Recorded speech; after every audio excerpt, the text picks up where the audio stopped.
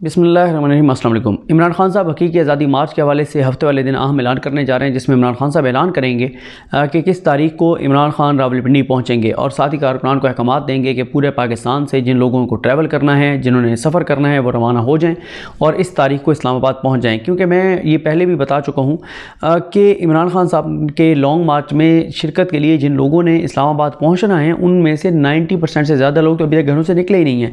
क्योंकि अभी तक जो 4-5 जगहों पर लॉन्ग मार्च चल रहा है, वो उसी शहर के लोग निकलते हैं, ख़िताब होता है, ख़िताब सुनते हैं और घरों को चले जाते हैं। कोई मुस्तकिल तौर पे ट्रैवलिंग नहीं हो रही। अब एक ही बार जब ऐलान होगा तो एक ही बार लोग निकलेंगे, रावलपिंडी इस्लामाबाद आएंगे। हुकूमत का खौफ भी मैं आपको बताता हूँ। पहले समात जो है वो उसका हवाला आपको बता दूं कि क्या चाहते थे कामरान मुर्तज़ा साहब। कामरान मुर्तज़ा साहब सेनेटर हैं जमीयत उलमा इस्लाम के। उन्होंने अदालत को बताया कि 2 हफ्ते से इमरान खान का लॉन्ग मार्च शुरू है। फवाद चौधरी के मुताबिक जुमे या हफ्ते को लॉन्ग मार्च इस्लामाबाद पहुँचेगा। लॉन्ग मार्च से मामलात ज़िंदगी मुतासर हो सकते हैं। लॉन्ग मार्च पीटीआई का हक है, लेकिन आम आदमी के हकूक़ मुतासर नहीं होने चाहिए। इस पर जस्टिस आयशा मलिक साहबा ने सवाल किया कि क्या हुकूमत ने एहतजाज को रेगुलेट करने का कोई तरीका बनाया है क्या। फिर अतर मुल्ला साहब ने सवाल किया। अतर मुल्ला साहब ने कहा, क्या आप ये समझते हैं कि इंतज़ामिया इतनी कमज़ोर हो गई है कि लॉन्ग मार्च कंट्रोल नहीं कर सकती? ये एग्जेक्टिव का मामला है, उनसे रुजू करें।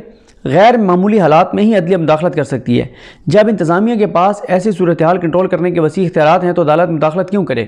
कामरान मुर्तज़ा साहब ने उस पर कहा, तरमुल्ला साहब के सवाल पर, रिमार्क्स पर, कि बात अब बहुत आगे जा चुकी है। पीटीआई के लॉन्ग मार्च पर फायरिंग से एक शख्स की जान गई। फिर उसके बाद आयशा मलिक साहबा ने कहा, जस्टिस आयशा मलिक साहबा ने, कि पीटीआई का लॉन्ग मार्च तो काफ़ी दिनों से चल रहा है। क्या आपने इंतज़ामिया से रुजू किया? लॉन्ग मार्च के मामले में जल्दी क्या है और इंतज़ामिया की आप क्या समझते हैं कि इंतज़ामिया बेबस है, नहीं कर पाती, क्या है, क्यों आप जो है वो अदालत से अहकामात चाहते हैं? उसके बाद उमर बंदियाल साहब ने कहा कि आपने दरख्वास्त में माजी की खिलाफवर्जियों का जिक्र किया। लॉन्ग मार्च सियासी मसला है जिसका सियासी हल हो सकता है। इस किस्म के मसाइल में मुदाखलत से अदालत के लिए अजीब सूरत हाल पैदा हो जाती है। आपने अपनी दरख्वास्त में एक ऑडियो का जिक्र किया है। इस ऑडियो में हथियार लाने का जिक्र है। ऑडियो सच है या गलत, लेकिन इससे अमन अमान की सूरत हाल ख़राब हो सकती है। क्या 25 मई के लॉन्ग मार्च के लोगों के पास असला था? एहतजाज का हक महदूद नहीं, आईनी हदूद से मशरूत है। आप कह रहे हैं कि लॉन्ग मार्च अभी पंजाब की हदूद में है। क्या आपने पंजाब हुकूमत से रब्ता किया है? अगर सूबे और वफाक का रब्ता मुनक़ता हो जाए तो क्या अदालत मुदाखलत कर सकती है? अच्छा, यहाँ पर मैं आपको एक और चीज़ भी बता दूँ कि ये चौथी कोशिश है, ये पहली कोशिश नहीं है। पहले ये सुप्रीम कोर्ट ऑफ पाकिस्तान में एक और केस में आए, जिसकी जुमे वाले दिन यानी कल समात है, और वो मामला है जो कंटेम्प्ट ऑफ कोर्ट का केस चल रहा है इमरान खान साहब के ख़िलाफ़। उसमें भी हुकूमत ने दरख्वास्त दायर की और हुकूमत उसमें बार बार अदालत को इस्तदा कर चुकी है कि आप किसी तरह से इमरान खान की हकीकी आज़ादी लॉन्ग मार्च को रोकने का अहकामात जारी करें। और उसमें भी अदालत वाज़ेह तौर पर कह चुकी है कि एक सियासी मामला है, अदालत के कंधे पर बंदूक रख के मत चलाएँ, अदालत ये काम नहीं करेगी। उसके बाद ये इस्लामाबाद हाई कोर्ट में भी मामला पेंडिंग है।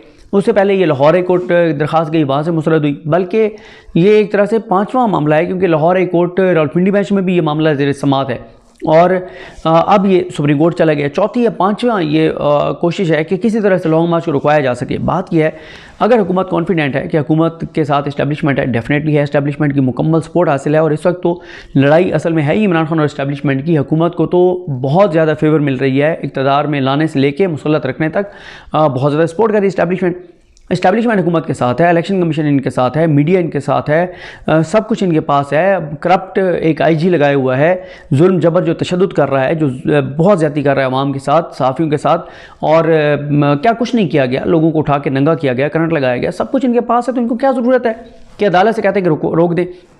लेकिन ये चौथी 5वीं कोशिश भी नाकाम हुई है।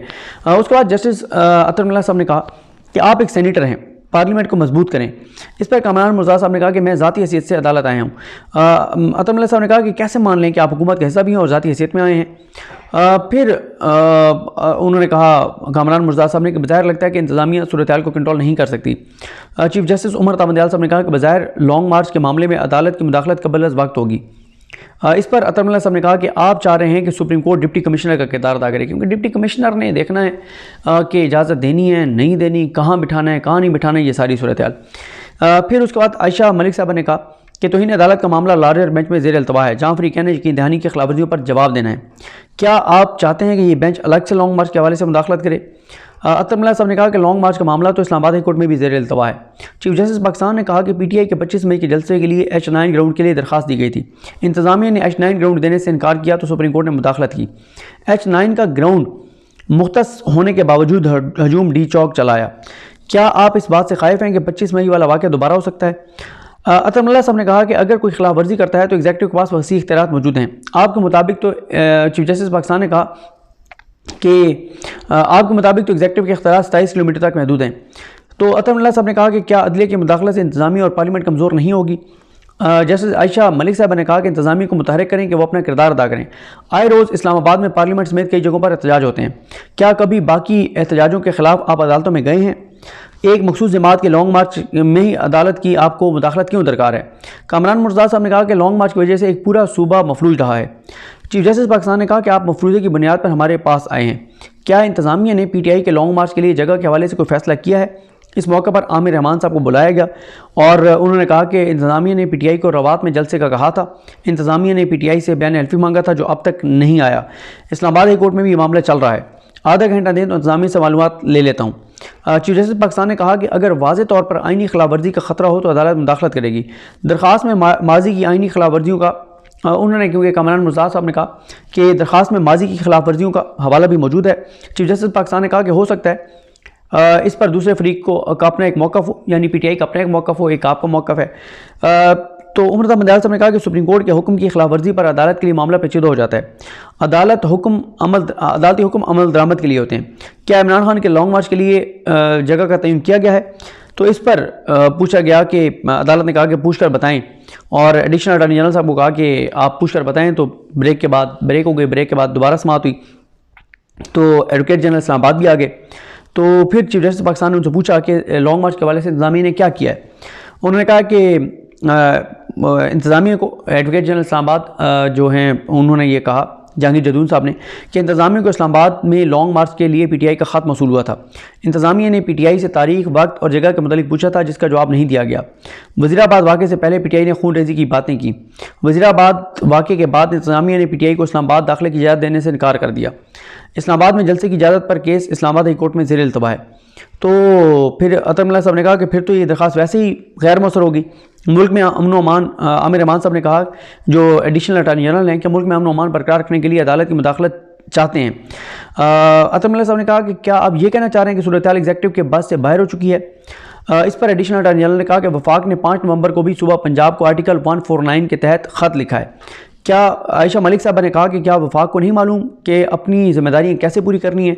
सुप्रीम कोर्ट इंतज़ामी मामलात में क्या कर सकती है? अतर मल्ला साहब ने कहा कि रियासत ताकतवर और बाइख्तियार है। उमर बंदियाल साहब ने कहा कि हम समझ सकते हैं कि आप मौजूदा सूरत-ए-हाल से परेशान हैं। आज की हेडलाइन बाजोड़ और लकी मरवत में हमले की थी जिससे पूरी कौम मुतासर होती है। मुल्क में हंगामा नहीं, अमन व अमान चाहते हैं। ऐसा हुक्म नहीं देना चाहते जो कबल अज़ वक्त हो, इस पर भी और उस पर अमल दरामद भी ना हो। आर्टिकल 149 के तहत वफाक का सूबों को ख़त बहुत संजीदा मामला है। तो यहाँ इस मौके पर जजेस ने मशवरा किया और उन्होंने कहा कि अदालत ने इसको गैर मौसर करार दे दिया। उसकी 2 वजूहात हैं। एक तो यही है कि ज़ाहिर है इस्लामाबाद हाई कोर्ट में ये मामला पेंडिंग है और अभी तक इजाज़त वाला मामला भी नहीं हुआ। तो अब हुकूमत की परेशानी क्या है? हुकूमती शख्सियात से बात हुई कि क्या परेशानी क्या है। वो कहते हैं कि एक हुकूमती शख्सियत ने कहा कि परेशानी ये है कि अगर इमरान खान आ जाते हैं इस्लामाबाद में, लाखों लोग ले आते हैं, तो उससे होगा ये कि एक तो वैसे ही इस्लामाबाद जैम हो जाएगा, इतनी गाड़ियाँ आ जाएंगी, इस्लामाबाद बंद हो जाएगा वैसे ही। दूसरा ये है कि ज़ाहिर हर सड़क पे गाड़ियाँ आपको नज़र आएंगी और अगर वो 2-4 दिन भी बैठते हैं तो इस्लामाबाद तो मफलूज होगा। दूसरी बात जो है वो इससे ज़्यादा इंपॉर्टेंट है, ये भी शायद इतना ज़्यादा परेशानी की बात ना हो। असल परेशानी उनकी ये है कि जब इमरान खान लाखों लोगों को रावलपिंडी इस्लामाबाद ले आएंगे तो ये इस्टेब्लिशमेंट के ऊपर दबाव होगा, ये नए आर्मी चीफ़ के ऊपर दबाव होगा कि ये दबाव होगा कि देखें जी इसके पास तो इतनी पावर है, इतने लोग हैं, इमरान खान तकरीरें कर रहे होंगे और उस आर्मी चीफ़ के लिए एक शुरू में ही एक उसके ऊपर दबाव पड़ जाएगा कि जनाब ये तो काम बड़ा ख़राब है और मुझे उस पॉलिसी को कंटिन्यू नहीं करना होगा जो पहले से चल रही थी। तो ये हुकूमत की परेशानी है कि नए आर्मी चीफ़ को अपनी पॉलिसी बदलनी होगी। इस मुसल्लत हुकूमत की अनड्यू जो सपोर्ट है, जो गैर आइनी सपोर्ट है, वो विड्रॉ करनी पड़ेगी। इस्टेब्लिशमेंट जिस हद तक इमरान खान के ख़िलाफ़ हो चुकी है और इमरान खान की नफ़रत में, दुश्मनी में इस्टेब्लिशमेंट जो है वो इस हुकूमत को बहुत ज़्यादा सपोर्ट कर रही है, अनड्यू सपोर्ट कर रही है, सारी चीज़ें इनको मैनेज करके दे रही है, इनको इक़्तिदार को बरकरार रखने के लिए सब कुछ इस्टेब्लिशमेंट कर रही है। तो उनको यह है कि सारा जो गैर आइनी सपोर्ट है, गैर कानूनी सपोर्ट है, जो अनड्यू सपोर्ट है, जो इमरान खान के ख़िलाफ़ चीज़ें सारी इस्टेब्लिशमेंट की तरफ से हो रही हैं, वो सब चीज़ें जो नए आने वाले आर्मी चीफ हैं अगर वो बंद कर देंगे तो ये हुकूमत तो फिर वैसे धड़ाम से गिर जाएगी। तो ये इनकी परेशानी है। बहरहाल देखते हैं चीज़ें किस तरह आगे बढ़ती हैं। मुझे अपनी दुआ में याद रखें। लकरीम हम सब का हामी नासरो। अल्लाह हाफ़िज़।